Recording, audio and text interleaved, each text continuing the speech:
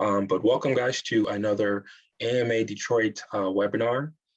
This event was initially supposed to be in person, but unfortunately with the CDC guidelines and just the local temperature here, it became a little difficult to pull that off. So we're gonna have to push off seeing all your bright faces to another event, actually one later this month, a networking event we're doing later in October.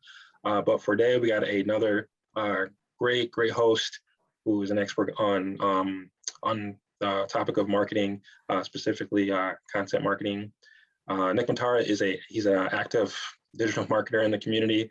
I know that from personal experience. I've known Nick since college, and is very insightful and also very helpful. He wears many hats. He teaches digital marketing at Wayne State Ilitch School of Business, and he's also the director of marketing at the Wayne State Graduate School.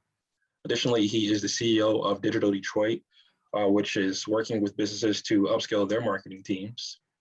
And Nick is in the process of publishing his first textbook on content marketing titled Content Marketing Strategies, Planning, Creating, and Distributing Content. So there is no better person to discuss this topic than Nick. With that said, I'm going to go ahead and pass it over to Nick. Nick, it's all yours. Thanks, Chris. I appreciate the introduction. And hello, everybody. My name is Nick Mattar. I'm happy to be here today. And I normally would say seeing all your smiling faces, but for now, I guess I'll just look at my own and my slides here. Today, we're going to talk about not just content marketing, but specifically how to generate hundreds of new content ideas. The idea of content marketing really does start with the ability to create content. And that is often a headache, a challenge, a roadblock, whatever you may call it, for content marketers and pretty much everybody alike. But of course, the idea of creating content is not new. Really, it's about creating content that provides value to your niche, but also in the meantime, providing that value and showing them that your business or you and you as a person or whatever your means are, that you are the one providing value, developing that brand awareness and ability to really drive that thought leadership and authority. So today we're going to start with a little bit of little overview of content marketing, and then we'll get right into the fun stuff. I have lots of examples here today. As Chris mentioned, I'm in content marketing. I've got a lot of experience in digital marketing. The idea of content marketing has really only been around since the beginning of the century. Around the year 2000 is when it was really coined. I would say I've been in content marketing for a little over 10, 11 years. And now I'm working with marketers of all types to help level up their content marketing and take it from just creating content to actually making it meaningful and making an impact on the bottom line. Also, I have the textbook coming out here at the end of the year. So I have a lot of examples and a lot of research to share with you here today. Also, as you have questions, I'll open the chat here, and we'll certainly try to address them as we go. So also, if you like right now or while I start this presentation, I welcome you to put in the chat kind of what's the content that you are tasked with creating. What is your industry? Are you into video, blogging, infographics design? I would love to hear more from all of you, kind of where you are in the content strategy phase. I know we just got one here about social media posts as well. That definitely counts as content as well, as you'll see shortly here. And as we go, I'll try to go through the chat. Obviously, if you have questions, please ask them. I'll try to interrupt myself and answer them as we go. But then also as we go through, I'll try to use some of your experiences and examples kind of to create some real-time ideation here as we go. So let's go ahead and really dig in here. Starting first off with content marketing today. Everybody does content marketing.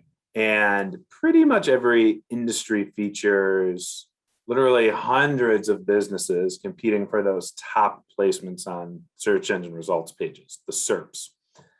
And you usually have either in-house experts, or you have a specialized agency working for you, proving that ROI and getting more money, because everybody wants to be a content empire. They all think that their content is going to magically rise to the top, and really become that powerful inbound marketing tool.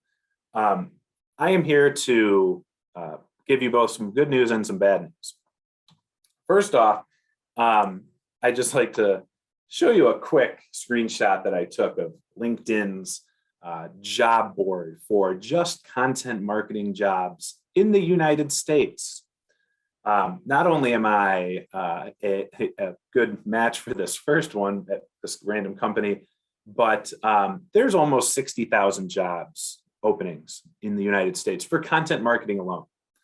And I will say I have done a lot of combing through what goes into a digital marketing job. You know, are these, if I just search content marketing, is that enough?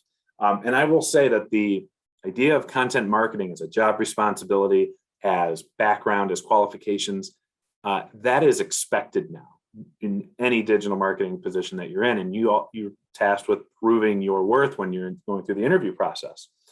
All of these businesses want these people that either lead content, lead the content strategy, do all of this stuff.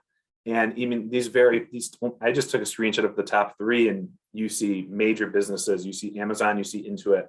I mean, the list goes on and on. If I had just narrowed it down to Michigan, I think there would have been well over 1,000 open jobs as well, ranging in everything from senior positions to entry level. And really, that just speaks to the kind of immense, I would say, both the demand, but also there's more and more supply of content out there.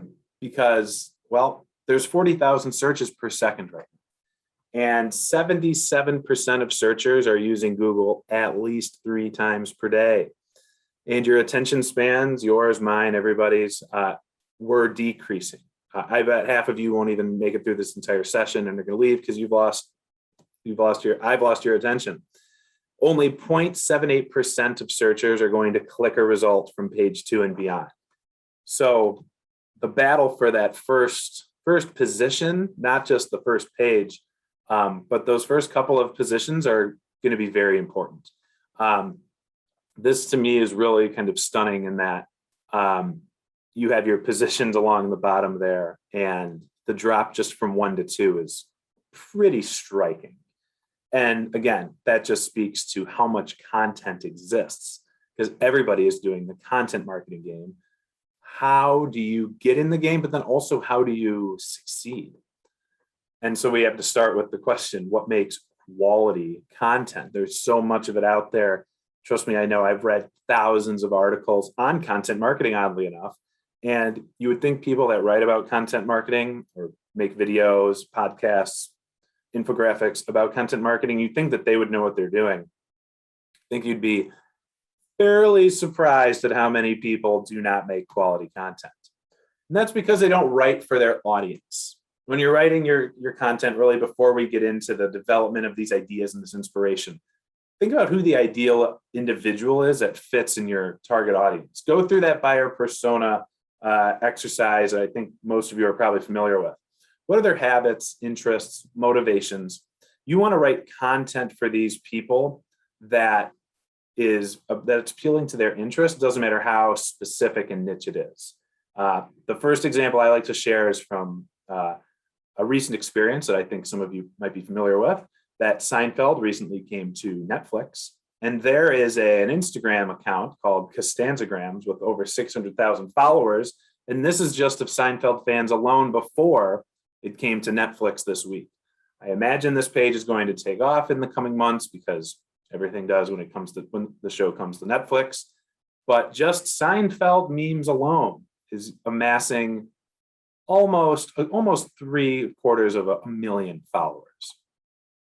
And that's really just speaking to the niche. It's absolutely imperative that you hone in on your niche audience.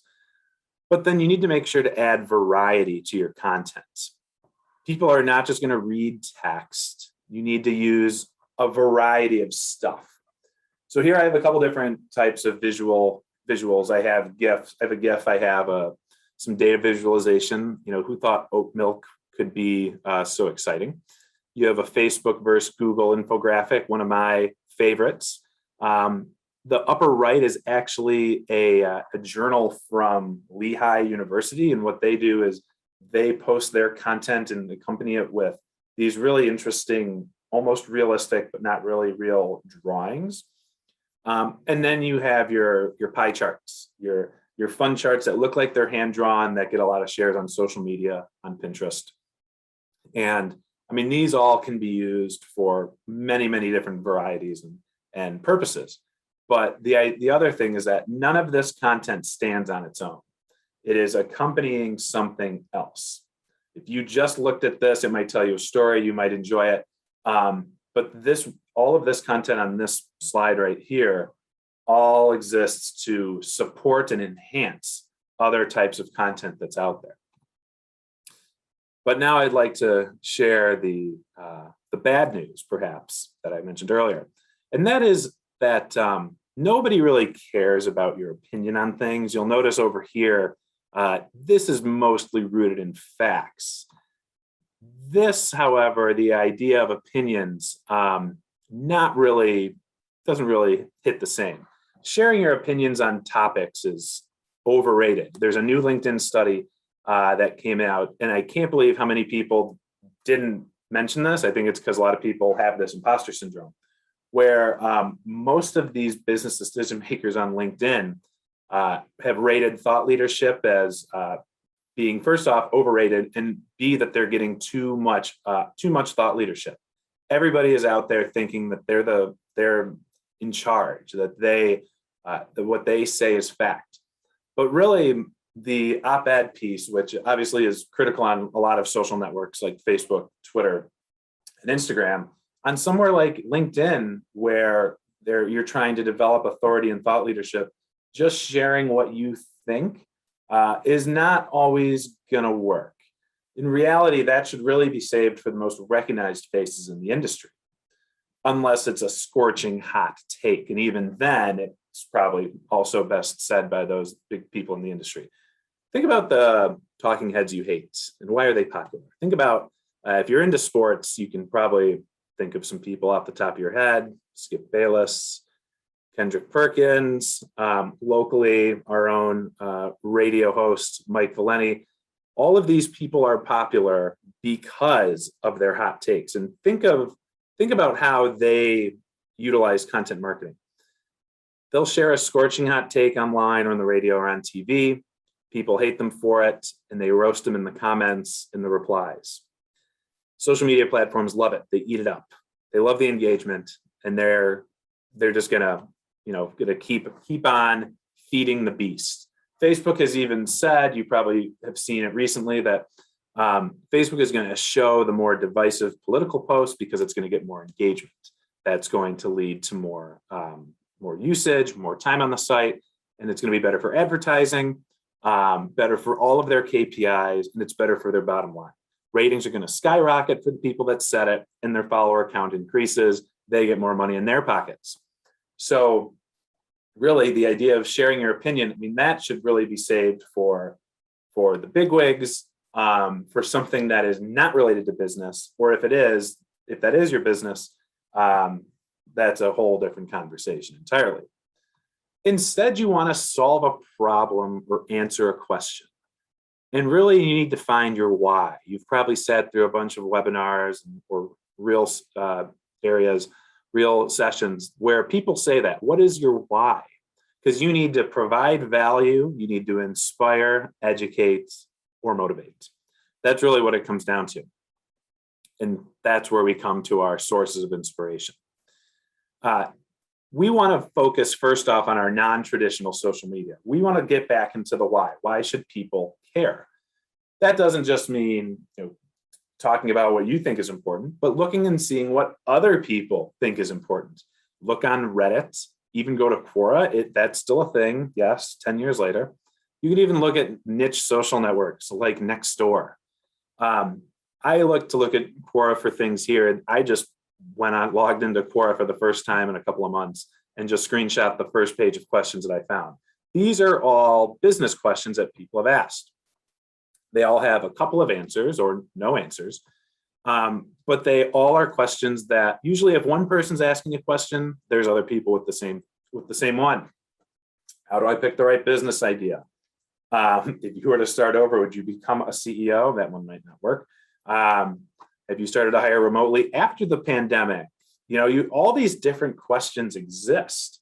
And all you have to do is go to a couple of popular websites that get those millions of engagements and comments and users each day, and you're going to find inspiration immediately.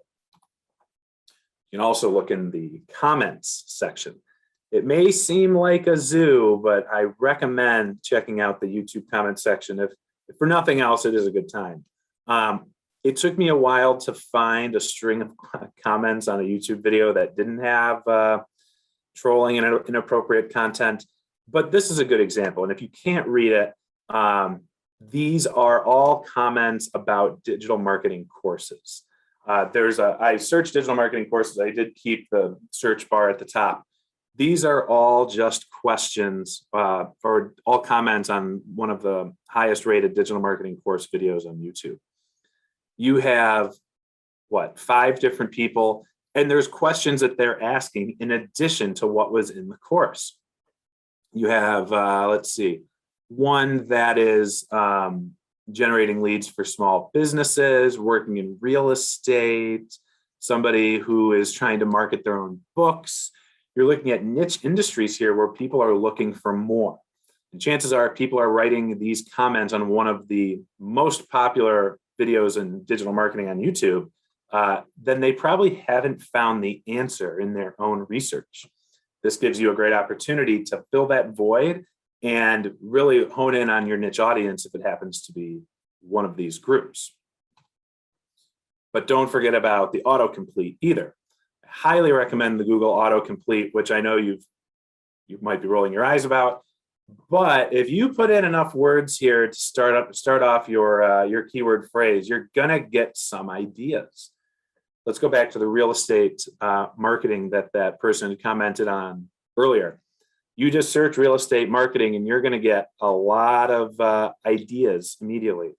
Again, you're not basing this content off of what you think. You are essentially aggregating what others are asking, what other people want to know. If Google is putting these keyword phrases into an autocomplete, you best believe that a lot of people are searching for them. They might not all apply. You might not want to do something about a specialist salary, but if people are looking for a real estate marketing plan, ideas, trends, materials, even companies, you can fill all of those niches. You can make a listicle, and chances are you're going to be providing that value for a niche, which is really what it comes down to. Finally, we have email, the ultimate autobiography. We will spend years of our lives answering emails. And think of it this way. I actually took this idea from another content marketing webinar that I actually attended about almost 2 years ago. And when I first heard it, I thought it was garbage. I thought I do not write interesting stuff in my emails. Email is not somewhere where I would ever go turn to inspiration. But I gave it a chance. I gave it like a day, 2 days.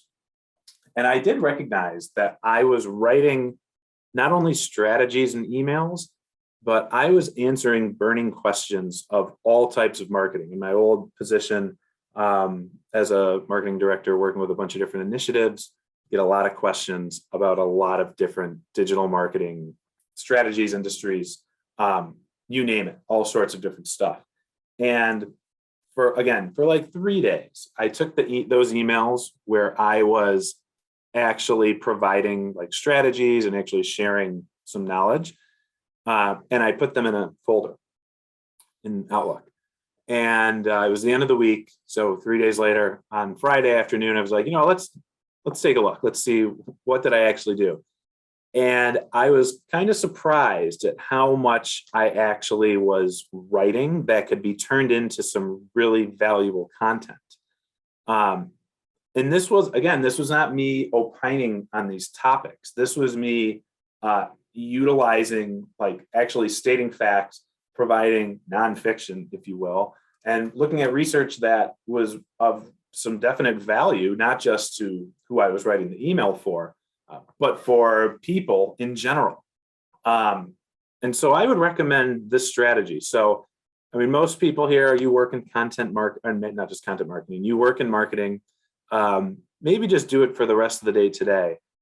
As you are sending emails that are rooted in strategy, that are rooted in ideas, in new content ideas, any sort of anything that's related to your niche, put those into a folder and just see what accumulates over the course of a couple of days. You may find the results to be pretty interesting, and when you are in need for some content inspiration, you may find some good actual inspiration for yourself in those emails. But now let's do the fun stuff. Let's go from inspiration to execution. You don't just want to write a blog. You want to do something else with it. You want to give it a tilt. The godfather of content marketing, Joe Pulizzi, has recently started a company called The Tilt. He started the Content Marketing Institute many years ago, sold it, I don't know, 10 years ago maybe, and has recently started another business called The Tilt. And it was the idea, according to his book, comes from the idea that you want your content to have a tilt for your niche, because different types of content are going to get different types of engagement on different platforms from different audiences. Now, what do I mean? I just wrote this list of 30 ways to recreate content, repurpose content, a couple days ago. And again, in writing a book about content marketing, I feel like I've seen a lot of different content forms out there. So I just wrote a quick 30 things that you can do. These might not all apply to everything, but a lot of these different things can be applied. So I'm going to look back at a couple of these of comments or these chat messages from people. So we have somebody who is, let's see, ooh, this is a good one. So we have heavy in specific industries, last mile logistics, healthcare, medical devices, all very dense B2B content. Yeah, that probably needs more than a blog post. But if you were to look at a chart like this, at a table of content ideas, knowing who your audience is, very industry niche, very, very technical, very, not a lot of simple language, I'm guessing. That's where you can try a couple different things. That's where you could interview an expert, recording an interview. You could turn it into a tweet thread. God knows there's people out there that are all about those specific industries. You could turn it into a presentation. LinkedIn loves presentations. I've shared this event on LinkedIn twice. I've shared multiple images from this presentation as photos on LinkedIn, just randomly recently. And I've also shared links, which are terrible to share on LinkedIn. And presentations, without a doubt, get the most engagements on LinkedIn, unless it's a totally garbage presentation and you don't provide any context. But I found that I got about 3 times the reach and 5 times the engagement of a normal post on LinkedIn. If you like, I'm going to take this presentation and I'm going to share it on LinkedIn later today, and it's probably going to be seen by every single one of my followers.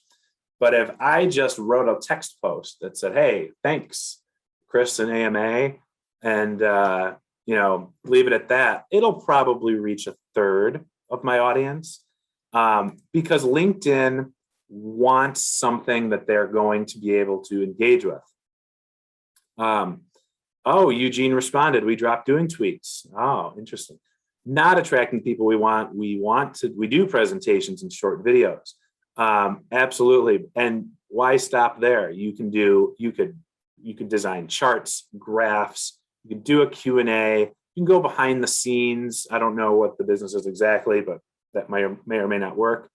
You could even try the live video feature. That works sometimes it doesn't.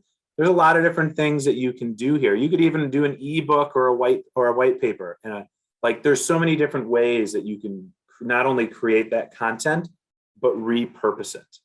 There's some content that you'll be able to do all 30 of these things for. Some you're only going to be able to do a small handful. But when it comes down to it, it's really important that you think about, how can I repurpose this to fit my specific niche audience? Let's look at some examples here. I'm not a fan of putting videos and presentations, but this is the explainer video. This actually could work with what Eugene was talking about as well. And I didn't even put the explainer video into that last list. Explainer videos are very helpful. I consulted on a mobility startup here called Condor Detroit a couple of years ago. And the founder, he had an explainer video created. And I thought it worked pretty well. It did some good things. Come to find out, about a year later, the city of Detroit was doing the exact same thing, promoting their new mobility initiatives as well. And I asked them, it was like, hey, where'd you guys get this idea? And they're like, oh yeah, some small business was called Condor Detroit was doing an explainer video like this. And I felt vindicated because the video, which I really enjoyed and thought did a good job of making something like subscription-based riding, like that's a pretty intense and thick topic of conversation. But to make it into a simple explainer video really does do a lot, really does help in not only dumbing it down for the audience, but it's easier at capturing attention. This video is for actually a loan company, a lender. So, I mean, I didn't love the video myself, but it was very clear. It was very obvious what was going on. And it made a lot of sense to me, and I am not a finance guy whatsoever. Here's another graphic. The COVID thing, we're all getting sick of it. And I just found this on Twitter, actually. People were saying that COVID-19 has an impact on marketing and live streaming. Fun fact, 75% of people that took this survey had increased live streaming investments. I don't know what a live streaming investment really is, lights or something. But you have a lot of companies now streaming weekly or daily. And they took those couple of facts and they turned it into this very interesting chart. So you have the 75%, you have lightning bolts, not sure where that goes, and then a bunch of dollar bills. It captures your attention. And if you were just looking at the text, it probably wouldn't capture it the same. You also have the opportunity to do webinars. This is a screenshot from the exact webinar where I had that inspiration from the email. And this is one of my favorite webinars of all time, and I highly recommend it for anybody that is, first off, like willing to present in a webinar, but then also for people that are that have a product or have a service that can bring people together in an event setting such as this. I don't really have a ton more to explain about this because we've all been to a million webinars over the last year and a half, but just be sure not to forget about it, even post-pandemic. The days of in-person events will come back. I don't think the days of virtual events will ever fully go away. You also have your classic infographic. And I know this is probably too small to see as well. I just wanted to post the whole thing. This is also a couple years old, so I wouldn't take these numbers as facts. But again, highly recommend infographics if that's what your niche is into. We're all marketing people here. I think we know the motivations and the desires of our audience.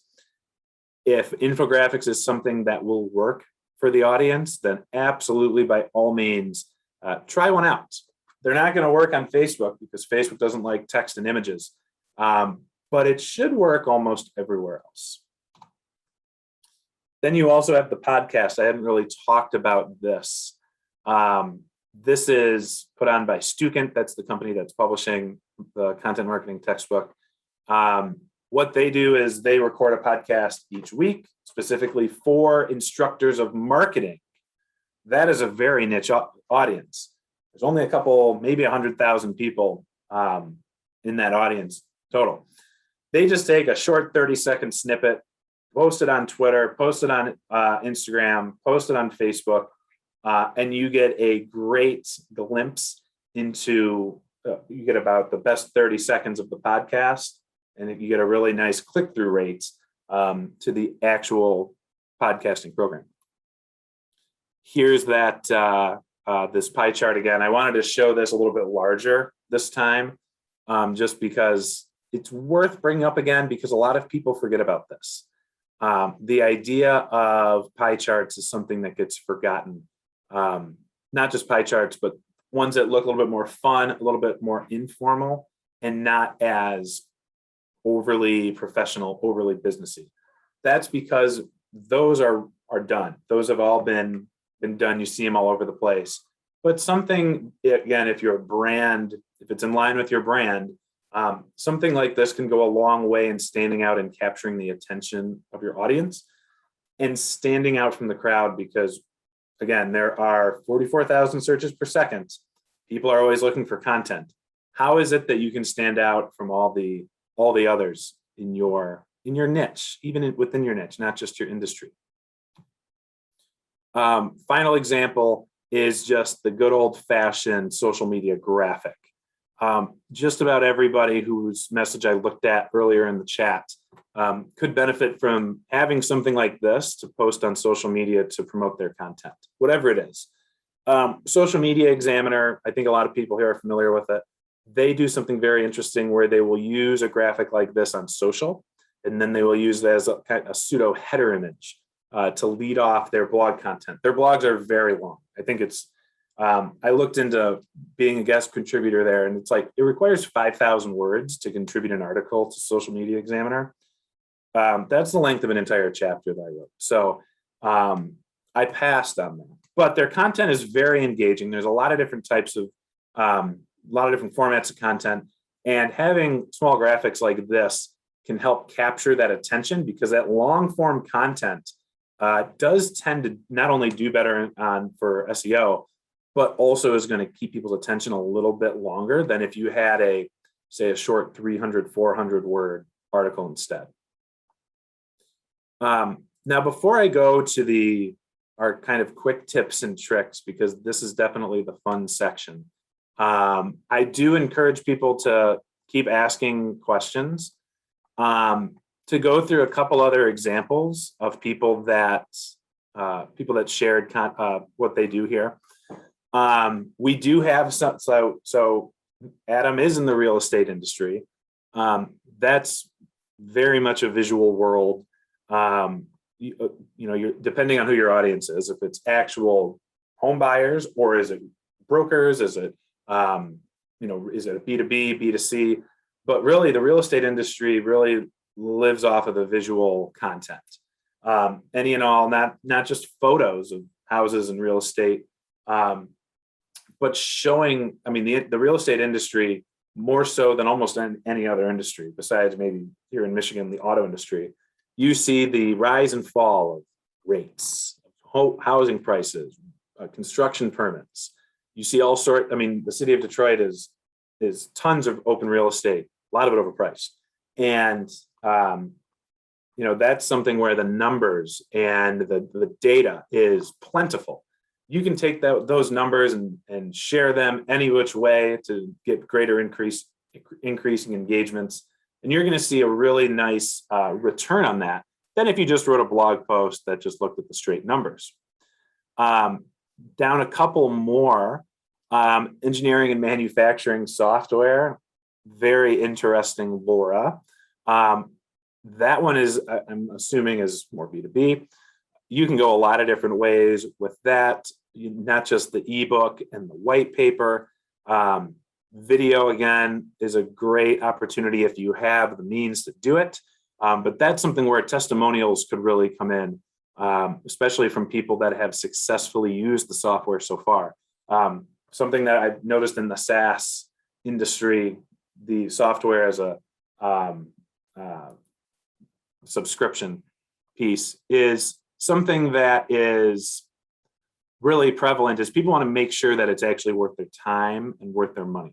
And so being able to show testimonials is going to be really, really, really key, whether it be in video or in writing. One other, we'll look at one more here. And, oh man, diesel and heavy parts. So we're really heavy B2B here. Very much a lot of the same thing, where you want to make sure that you are writing for the decision maker and for the people that are actually going to be interacting with your brand. And something like diesel and heavy parts, I mean, you're looking at a very specific niche, not only in terms of the businesses, but the people that run those businesses. A lot of the recommendations that I would give in terms of content, more of the same stuff that we've talked about already. But in that case, you want to be able to really develop the brand authority. So while the more fun-loving content that I've shown here at the end, and I'm going to show more of here in a minute, that might not resonate as much. But anything that can really build up that brand equity, that's going to be really helpful. So we'll move on to our last couple of slides here. These are just some quick hitting tips. Highly recommend using SEO tools, SEMrush, RFs, Moz, everything. They're going to help you find those autocompletes that we looked at earlier, but with actual numbers behind them. A lot of them have free accounts. SEMrush, you can only conduct 10 searches per day, so it's kind of limited. But the other thing when you're using SEO tools is it's okay to have keywords that have low search volume. It's not necessary to go optimizing for keywords that have 1,000 or 2,000 searches per month. That's just not necessary. It's usually going to be more work than it's worth. And also you're going to be going after a group where you don't fully understand the search intent. We've all heard that before. What is the search intent? And I will say that the more targeted and more niche, the longer that keyword phrase, the less volume you're going to have. But if your volume's only 100, it's going to be a lot easier to target those people. And you know that those people, if they click through to your site and look at your content, you know what they're looking for. Searching for the Michigan automotive industry, for example. People could be looking for anything. That's just like a well-known phrase. And that was something that in my previous job, we ranked number 1 for, and we brought in thousands of new visitors per month. The problem is we didn't know what to do with them. A lot of people were from out of state. They were just curious. The whole Michigan auto reputation kind of preceded it. And so we had a very low conversion rate. We tried to attract people to our newsletter with it. But if you were to take that and extend it and maybe, provide actual resources like, okay, something more about the industry that you're in, like a lot of you here, and you change it from the Michigan auto industry to being something specific to your industry and the needs of your potential customers, that's going to go a lot further. And it's going to be a lot easier to rank at the top, and you might not get as much traffic. But if you have a higher conversion rate, that's going to be the most important piece. And I would like to reiterate that you want to focus on your niche when it comes to platforms. It is absolutely imperative that you are going to where your audience is located. I only give 2 examples here because I've probably done the most research on these 2. LinkedIn, obviously, that's the business stuff.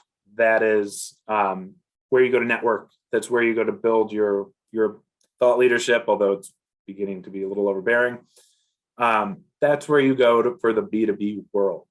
Twitter, as Eugene had mentioned in the chat earlier, it's not always going to get the audience you want, but if you're looking for trending topics and for news and to share your own news and some of that fun content from earlier, go for it. That's the place to be. Just know that the The average lifespan of a tweet now, I believe, is 15 to 20 minutes. In that 15 to 20 minutes after you tweet something, the number of people that see it is probably going to be a small fraction of who has seen it so far. And I will say, I guess I'll also mention Facebook too. I mean, I use Facebook just to see who was born, who died, who got married, and who got divorced. I think a lot of people just post family stuff there. So if you are in the B2B space, I just avoid it entirely.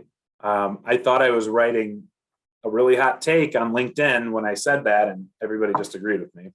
So yeah, if you're in the B2C space on Facebook and you run in social for a restaurant, you're running social selling cheap t-shirts, that could work. But if you're in the B2B space and you're trying to connect with a decision maker, selling them a $10,000 product on Facebook, may or may not work.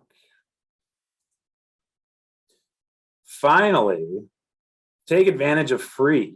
There's a lot of free stuff out there that you can use to set your content apart. Everybody knows Canva, everybody knows Grammarly.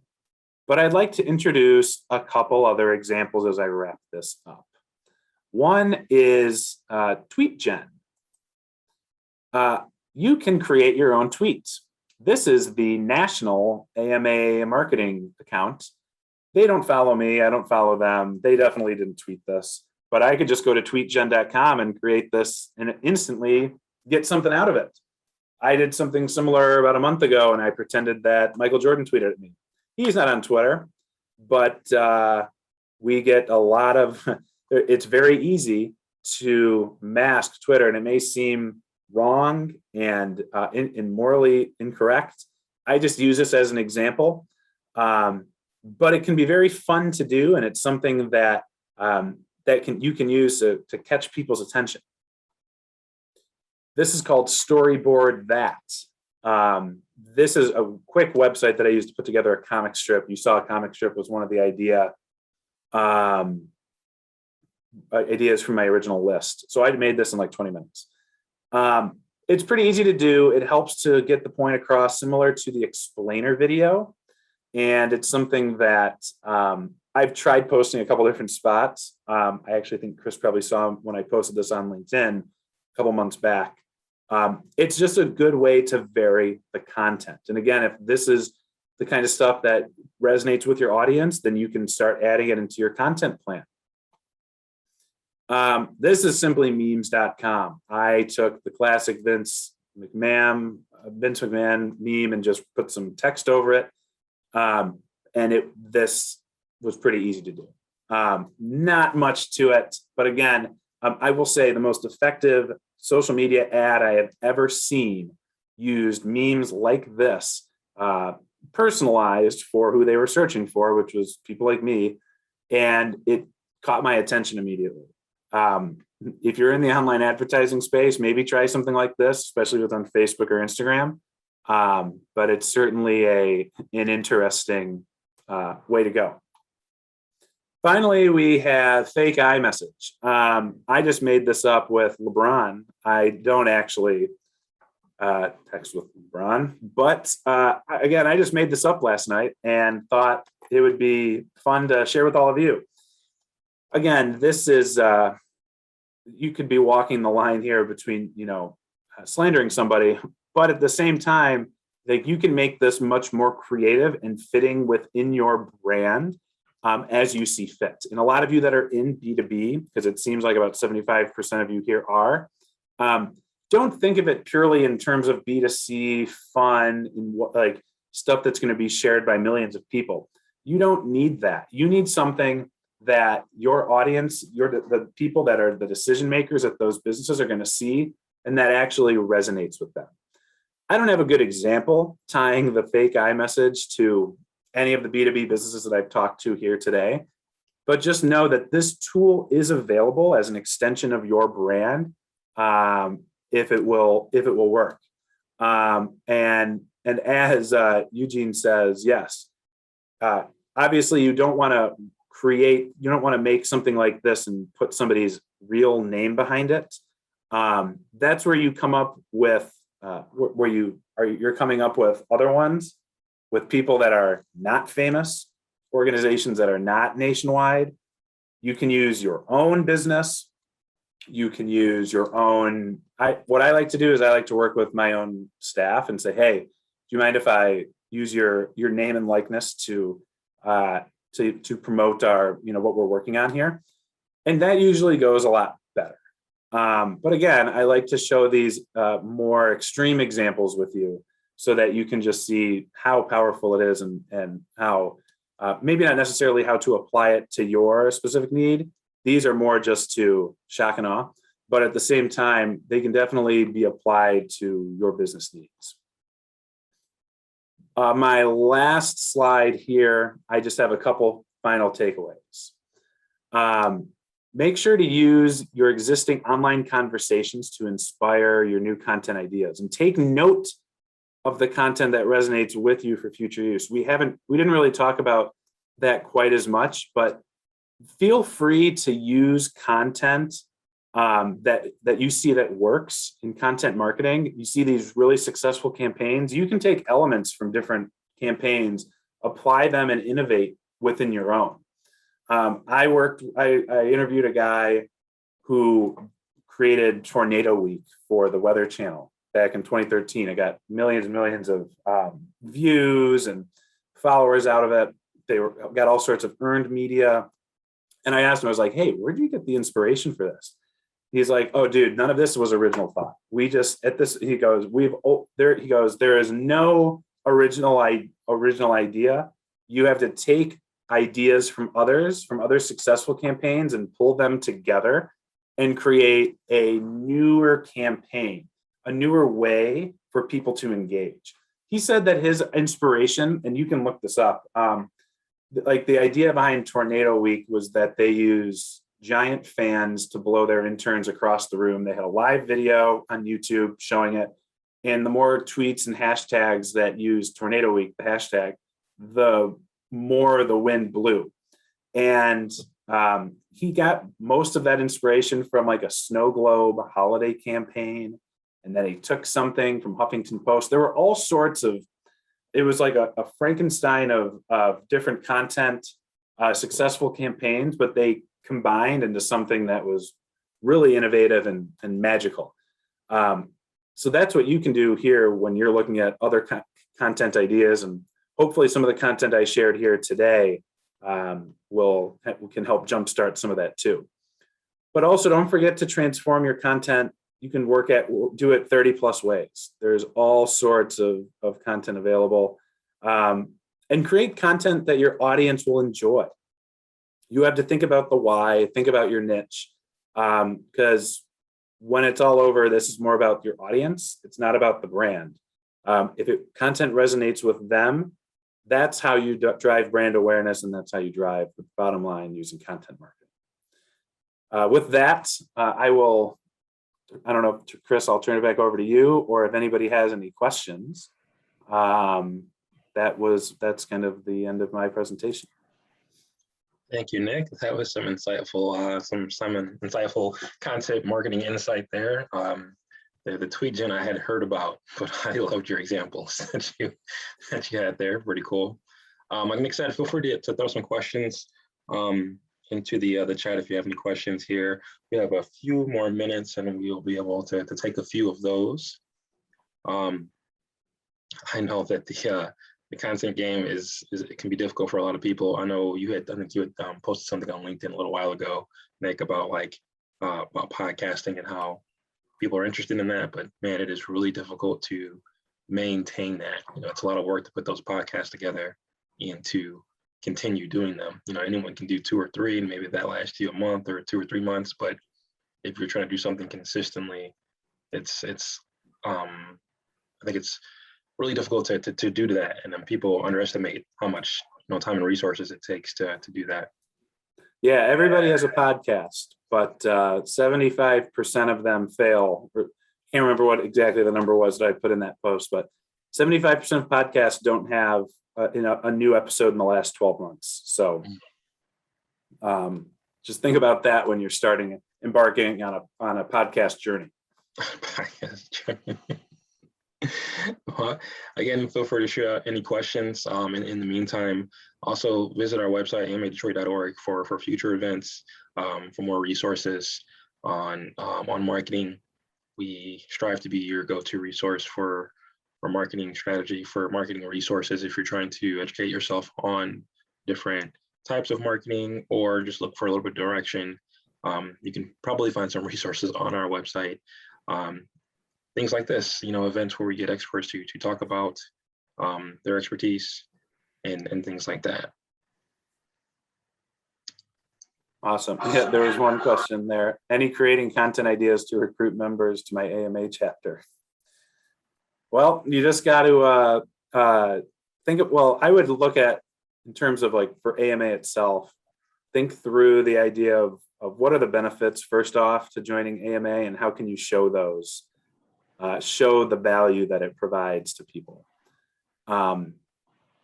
Showing like the video, showing webinars like this, I mean, that's one thing.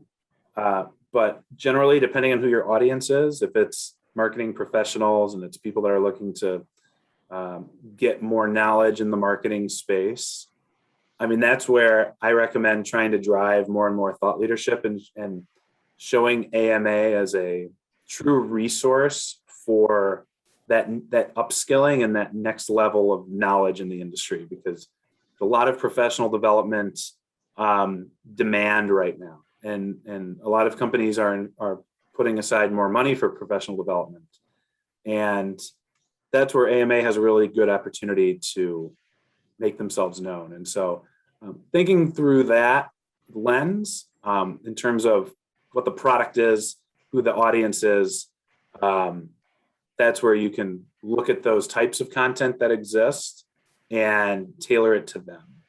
I'm in the game of starting with the audience first, platforms later, because if you know your niche, you know your audience, you know who you're trying to target and what the end goal is, that should help point you in the right direction to getting more people joining your AMA chapter, wherever that is. So that is a great question. Awesome. Alrighty, we got a couple more minutes.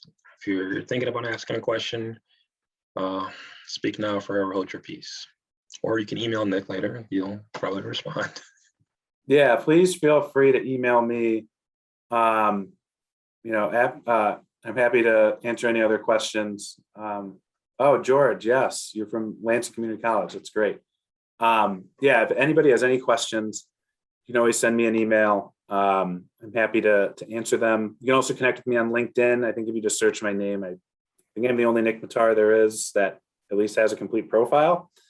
So I try to post as much as possible out there. And so I'm happy to connect.